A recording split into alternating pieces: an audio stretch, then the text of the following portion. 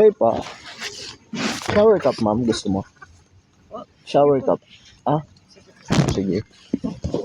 Eh, wala na.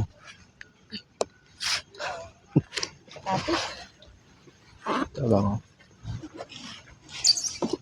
Kusin ko muna, baka sabihin mo. Kuya, okay. Joke lang. Ano nang mandar?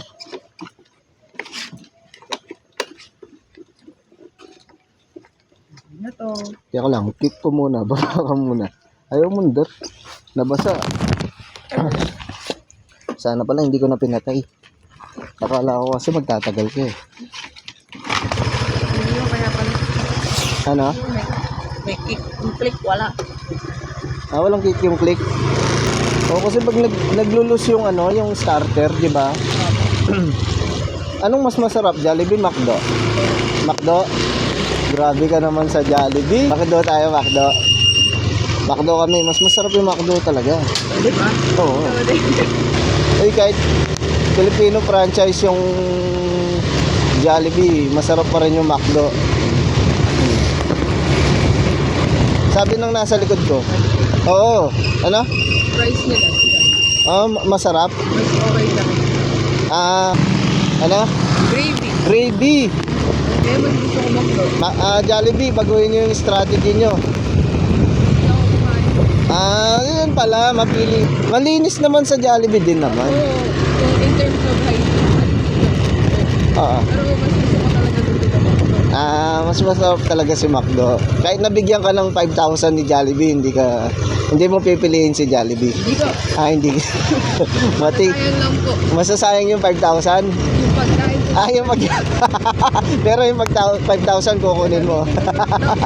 Gagamitin sa McDo. Masasayang yung pagkain. Grabe ka naman. Ilan taon ka na call center? 30 years? Ay, hindi, 30 years. Ngayon. Bago pa lang. Trainee pa lang. Okay lang. Mag-leave ka na.